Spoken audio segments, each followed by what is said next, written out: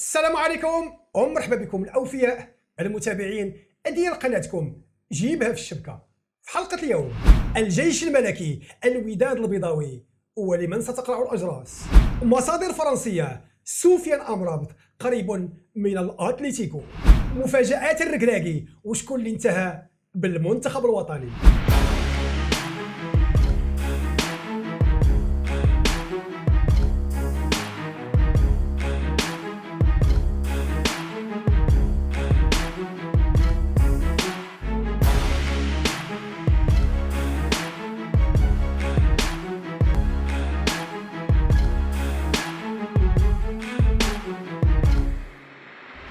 مرحبا بكم من جديد. غدا ان شاء الله اخر مقابلات البطوله الوطنيه. غدا ان شاء الله سيسدل الستار على بطوله بالذهاب والاياب، بالاحداث بالوقائع اللي عرفتها، اكيد بالمشاكل ديالها. مازال ان شاء الله ندير حلقات ونحاول ندير حلقات نتكلم على البطوله ديالنا، ما علينا شيء. غدا ان شاء الله غادي تكون اخر المقابلات. كنت كنتظر بصراحه، وكنتوقع بانه يعني بخصوص الفرق ديال السقوط اللي غيطيحوا للدرجه الثانيه، كنت كنتوقع بانه غيبقى التشويق حتى لاخر دوره. عكس ذلك فقد تحسمت الامور في الوقيته اللي تعادل فريق الدفاع الحسني الجديدي والهزيمه ديال اولمبيك خريبكا، فيما اتحاد طنجه دارت الريمونتادا تاريخيه. طنجه لقاءات العوده دارتها بمسار ديال الفريق بطل. طنجه يعني الصراحه لم يكن احد كيتوقع يعني في فتره من الفترات انهم يقدروا غادي يرجعوا بهذه المساله، ويمكن فيها درس لمن اللي بغى ياخذ العبره. انما طنجه خصهم يعرفوا بان هذا درس بالنجوم بها يبنيوا عليها بانهم ربما يقدروا يوليو ينافسوا على البطوله، غير يكون المقومات ديال النجاح. اكيد يكون وسط كيشجع، يكون مدرب كيشتغل في المكان ديالو، لاعبين بديك الروح، واكيد داك الملعب الرائع وذاك الجمهور الاروع. فما عند الواحد ما غادي يقول اكيد طنجه كانت تستحق البقاء، على قياس انها الضربات انها تبقى في القسم الاول. فيما التشويق، قلت لكم التشويق ما بقاش بالنسبه للفرق اللي غادي يسقطوا الدرجه الثانيه، بما انه رسميا سقوط اولمبيك خريبكا وكذلك الدفاع الحسني الجديدي. فيما قمه الكبار، وهنا غادي تلعب المقابله، تلعب في طنجه ما بين اتحاد طنجه غادي يستقبل الجيش الملكي، فيما المغرب الفاسي سيستقبل الوداد البيضاوي. باش غنأطر هذه النهايه هذه ونتمنوها نهايه سعيده، السعاده ديالها فيما اكيد نتمنوا ان شاء الله اللي كيستحق يدي اللقب. انما السعاده ديالنا حنا كمغاربه اللي كنتوقوا المنتوج ديالنا المحلي يرتقي، البطوله ديالنا انها ترتقي، اكيد تكون ديك النزاهه. كاين فرق اللي عجبوني. اول حاجه الرجاء البيضاوي ملي مشى يواجه الجيش الملكي، مقابله لعبوا بالروح، لعبوا بالاسم ديال الرجاء البيضاوي، لانه الصراحه بقيت كنسمع شي حوايج، اكيد مواقع التواصل الاجتماعي شي عقليات، يمكن هذا هو اللي كيخليني كيبلوكيني، ما كنبغيش نتكلم على البطوله الوطنيه، كنبغي نمشي نتكلم على المنتخب والمحترفين، لانه شي حوايج الصراحه ما بقى. من نهضر على تاريخ الرجاء البيضاوي، من نتكلم على تاريخ ديال الفرق، فهاد الفرق راه كتلعب الاسم ديالها. الرجاء البيضاوي مشى ووقف الجيش الملكي، ما خلاش انه يسجل، فيما الجيش الملكي يعني دار جميع المسائل اللي يمكن ليه. وبصراحه ما يبقاش في المحبين الجيش الملكي. راه هنا فين كنقول لك، ملي كدير اللي عليك، ملي كتقوم بجهد ديالك امام الرجاء البيضاوي، يعني الكره واحد زنيتي كنقدم مقابله ولا اروع. وفي واحد المقابله اللي التقنيين اكيد كانت واحد المستوى عالي، في الوقيته اللي الجيش الملكي واحد البلوك يعني طالع لمده طويله باش توقف، يعني باش دير البلوك عالي الرجاء البيضاوي، فخصك تكون سميتك الجيش الملكي. وباش توقف الجيش الملكي ما يقدرش يسجل هدف، خصك تكون الرجاء البيضاوي. القصه غادي تكون في الملعب طنجه، انما هنا بفريق اتحاد طنجه خصو يدافع على الاسم ديالو. اكيد المقابله ضد الجيش الملكي. كنسمع بانه غادي يكون تقريبا ثلث الملعب الجماهير الجيش الملكي. في الصراحه باش يأتت الملعب بغيناها باحتفاليه، اكيد كلمه سهله بالنسبه لاي فريق اللي يكون جارح، الله يكون في العون، لكن كما بغيت لكم اللي غادي يربح هو النزاهه والروح الرياضيه. نخليو البطوله ديالنا، نخليو البراني يتكلم باعتزاز على بطوله وطنيه. ملي كيشاهدوا بان فريق الاتحاد الرياضي التروقي ملي غادي يواجه المولوديه الوجديه، وجده راه كانت فرق مهدده، ولولا النتائج الاخرى ديال خريبكا، ديال خريبكا وديال الجديده، كان ممكن فريق وجده غادي يتعذب. وهنا شفنا هذيك الروح الرياضيه ديال فريق الاتحاد الروكي مشاو كيدير ديال التولوكي مشى كيدير مقابله كبيره. هذا هو اللي كنتمناو. اتحاد طنجه يقوم هي صراحه غادي تكون صعبه شويه لاتحاد طنجه، لانه ديك لا موتيفاسيون، لانهم راه قاموا بموسم يعني بقطيع النفس بالنسبه لطنجه. لم يكن احد يتوقع هذا الرجوع بهذه القوه هذه، انهم يضمنوا البقاء قبل يعني دوره من نهايه الدوري الوطني. مقابله اتحاد طنجه للجيش الملكي كانت ممكن غتكون مقابله يعني للتاريخ، في الوقت اللي كانت طنجه غادي تلعب على السقوط والجيش غادي يلعب على اجل اللقب. الجيش عنده خيار واحد وهو الانتصار، الانتصار، وباش ما يتعذبش وما يتعذبوش الانصار ديالو بالانتظار. فيما المغرب الفاسي ضد الوداد البيضاوي، اكيد الوداد البيضاوي جاي من سلسله ديال الانتصارات. اخر انتصار فريق السالمي. الوداد البيضاوي غادي يمشي لفاس في الوقت اللي المغرب الفاسي ماشي في احسن حاله ديالو. لكن كنقول الفريق المغرب الفاسي ربما عنده هذه فرصه باش ينهي موسم ويبدا موسم. ينهي موسم اكيد اللي كانت فيه مشاكل كبيره، اكيد سمعنا الانصار ديالو انهم كانت وقفات احتجاجيه على رئاسه الفريق، على مجموعه ديال المسائل. لكن البدايه ديال الموسم المقبل كتبدا من هذه المقابله، اكيد باش يلعب ويتضارب على الاسم ديال الماس، الفريق التاريخي، الفريق المرجعي، واكيد انه يحاول يحرم فريق الوداد البيضاوي، لان غادي تسمى هكذا، تسمى بانه في التاريخ الوداد لم يستطع الظفر بلقب البطوله، لان المغرب الفاسي قدر يحرمه. نفس الشيء بالنسبه لاتحاد طنجه، لم يستطع فريق الجيش الملكي انه يظفر بلقب البطوله، لانه اتحاد طنجه حرم فريق الجيش، ولا سيما ان طنجه ما بقى عندهم ما غادي يلعبوا. اكيد بانهم يمكن لا موتيف، هنا كنقول لا موتيف الصراحه غادي تكون صعبه جدا كما كنقولوا في الاول والاخير. غادي تبقى الانتصار، الروح الرياضيه، وغادي نديروا لا فالور، القيمه الكبيره البطوله الوطنيه كنحتاجوها في هذه الوقيته وفي هذه اللحظات. ونتمنى ان شاء الله التحكيم يتوفقوا، لانها المقابلات بحساسيه. اخر مقابله هي اللي تخليك انك واش غادي تظفر بلقب درع البطوله ام ستتجرع مراره فقدان لقب. اكيد المساله عند الجيش الملكي اكثر بالنسبه للوداد البيضاوي، لانهم فقدوا جميع الالقاب الممكنه اللي كانوا يعني في شهر واحد. الجيش الملكي فقد انه كاس العرش، البطوله العربيه، وكذلك المنافسه الافريقيه بقات لهم البطوله. فيما الوداد اكيد عصبه الابطال، ولا سيما على نسخه عصبه الابطال كانوا الوداد كانوا قراب، لان الاهلي ما كانش بديك القوه. الاهلي اصلا دازوا لهذه المنافسات باعجوبه امام الفريق السوداني، وكانت امام الوداد في الوقيته اللي سجلوا هدف في لقاء العوده ضد الفريق الاهلي. فقط كانت اداره اكيد ديال الوداد كانوا يحسموا هذا اللقب. مشى لهم لقب افريقي، ينتظروا العشاق ديالو لقب البطوله الوطنيه، على اساس انه مازال عندهم كاس العرش ومازال كذلك البطوله العربيه. اعود واقول سانتظر ان شاء الله انتصار الروح الرياضيه. صحيفه ليكيب الفرنسيه خرجت اليوم في احد المقالات ديالها كتكلم على الدوري المغربي سفيان امرابط، وعلى انه المفاوضات ديالو مع فريق اتلتيكو مدريد الاسباني يعني مفاوضات متقدمه. كنا سمعنا او كنا شفنا بانه وليد الركراكي قرر انه يعطي الضوء الاخضر ملي خلى انه سفيان امرابط انه يغادر المنتخب الوطني. كان باين بانه كاين مفاوضات، كانوا مفاوضات اكيد مع فريق الاتليتيكو، لانه مباشره شفنا انه قيل انه ذهب الى العاصمه مدريد ريال مدريد، ما كايناش الريحه ديالها. اكيد غادي يكون الاتليتيكو مدريد وغيكون دييغو سيميوني. كيبان بان فريق فيورنتينا كيفاوض فريق الاتليتيكو، كيشوفوا القيمه الماليه. كنعرفوا العقد ديالو بقات ليه تقريبا سنه واحده، يعني فريق فيورنتينا خصو يتحلى شي شويه بالمرونه، لان العقد سنه ما بقاش بزاف، يعني بيكون واحد المبلغ اللي كذلك فريق الاتليتيكو يقبلوا ويكون على استعداد انه يخلصوا. على اللي كيبان الحاجه اللي اكيد كتبان في سفيان هو الاختيار ديالو، كيبان هو اللي عنده توجه انه بغى يختار الفريق.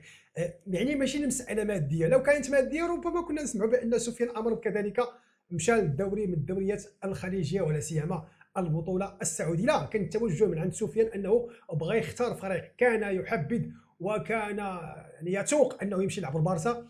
لكن البارسا كيقولوا البارسا بان المساله ماديه، لا كنقول انا اكثر من ذلك، هو ماشي من الاولويات ديال برشلونه. وحسن الفعل انه يعني عوج ومشى لاتلتيكو مدريد. عسى ان تكرهوا شيئا وهو خير لكم، لانه في اتلتيكو مدريد مع المدرب الارجنتيني تكلمت عليها في احد المواضيع غادي تجي مفصله على خويا سفيان، ويقدر ان شاء الله مع الاتلتيكو بديك الروح ديالو ومع سيميوني اكيد مازال ان شاء الله الا تعاقد سفيان مع الاتلتيكو نشوفوا ديك الساعه التعاقدات، نشوفوا انا غنولي مع اتلتيكو مدريد.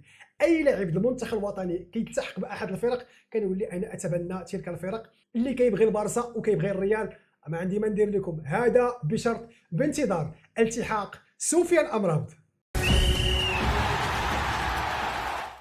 هو الواحد ملي كيجلس وكيبرد الدم وكيبدا يتامل، ولا سيما المنتخب الوطني في هذا التجمع الاخير اللي لعبنا فيه جوج المقابلات ضد الكاب فير الراس الاخضر وكذلك جنوب افريقيا. اكيد النتائج تعادل 0-0 وهزيمه 2-1. عطاء في المقابله الاولى وعطاء اخر لاعبين لعبوا طريقه تكتيك، مجموعه ديال المسائل اللي داروا اللي كان الناس كيقول لك بانه الصراحه هادشي كيخلع. ما بانش المنتخب الوطني كما كنا كنتوقعوا او كما كنا شفناه. كاين فريق اخر كيقول لك حنا واثقين من وليد الركراكي ومن الخدمه ديالو، وبانه ما كانش كيهمو انتصار قدر ما انه كان كيهمو انه يدور الفريق، انه يشوف توليفه جديده، عناصر جديده، انه يحط اللاعبين في وضعيات غير مريحه باش يعرف ويكتشف. ومن خلال هذا الفيديو هذا ومن خلال هذا بغينا نحاولوا نقربوا نشوفوا شنو هي الرؤيه الصراحه اللي كتبان قريبه للمنطق. غادي نشوفوا بانه وليد الركراكي شد المنتخب الوطني 3 اشهر قبل كاس العالم. وكيفاش قبط المنتخب؟ راه قبل ما يقبط المنتخب راه كنا انهزمنا امام الولايات المتحده ب3-0. اصلا ذاك البراج ديال كاس العالم باش نكون موضوعي كنا كنقول الحمد لله لعبنا ضد الكونغو، لانه الصراحه لو كنا لعبنا ضد كنا غنلقاو مشاكل. لقينا بانه يمكن اضعف فريق. اللقاء ديال الذهاب راه كان صعب علينا وانتهى بالتعادل. اكيد لقاء العوده مع الجماهير ديالنا مقابله البراج ما يمكنش انك ما يعني كاين ديك الروح. رغم ذلك كنا كنحسوا مشاكل في الاداءات الفريق ديالنا، مشاكل في لومبيونس الفريق.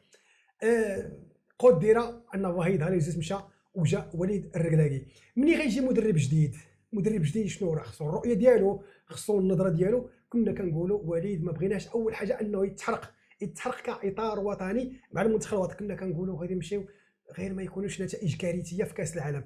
راه هذا هو راه الناس كينساو. الناس قبل كاس العالم ملي شافوا وصلنا للنصف النهائي، كاين دابا اللي كيطالب لك كيقول لك انا خصك تربح لي البرازيل وخصك تربح. لا، خص الانسان يجلس ويكون موضوعي ويقوم بالتحليل. قبل ما نذهب 3 اشهر كنا كنقولوا السلامه غير نمشيو نديروا نتائج طيبه، لان قياسا المنتخب ديالنا في كاس افريقيا ما بناش داك الوجه الكبير. يعني غادي نتقصاو امام منتخب مصري بالحرفه.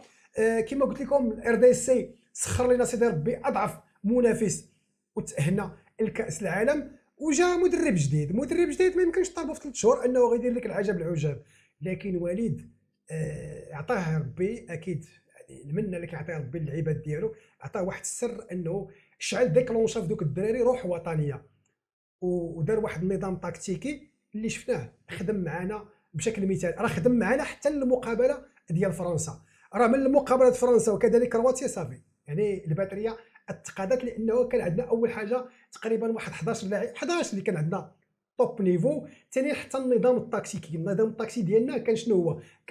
كننتظروا الفريق وكنا ملوك ديال التحولات ديال لي ترانزيسيون، ولكن ما كنخلقوش الهجمه، ما كنديروش الهجمه المنظمه، لانه كنا كنلعبوا امام خصوم لم نكن مطالبين باننا نديروا الهجمه المنظمه. والاكثر من ذلك يعني كان هذا هو النظام التكتيكي اللي مشى اميرفي. واكيد كما قلت لكم اللعابه مشحونين لانه ملي كتشد امرابط، ملي كتجيب الزياش، ملي كتشد اشرف، راه كل واحد كان عنده واحد الثأر، كل واحد كان عنده حساب. من كاس العالم اللي فات في روسيا، من الوضعيه ديالو ومن الوضعيه اللي كيتمنى انه يطورها. اكيد وليد تبارك الله راه كتعرفوا ملي كيمشي وكيتكلم لانه اكيد اننا خلق بخارج الوطن، كيجمع انه كيهضر بالفرنسيه الاسبانيه الانجليزيه. واكيد حتى لديك الدارجه ديالو شفنا هذاك السلسله ديال الحالمون بانه كيفاش كيهضر بالقوه في الفيستير، راه بالقوه وبالحنان، كيفاش يعني كيهضر معاهم ديك القوه، ولكن كتحس بها بانها كاين حب. كيصيفط لهم ميساج كيقول لهم عندكم الامكانيات، علاش تخاف؟ والاكيد بان واحد القضيه التي اثارت هو اللغه اللي كيستعمل الميتافور. ملي كيقول لهم عندك الشيطان ديالك، عندك تبع الشيطان ديالك. ملي كيهضر معاهم كيقول لهم بقى في البلاصه ديالك وصبر. ملي كتلعب مع اسبانيا راه غيشدوا الكره، عندك الثقه وتقول صافي لا غادي جالس الصبر.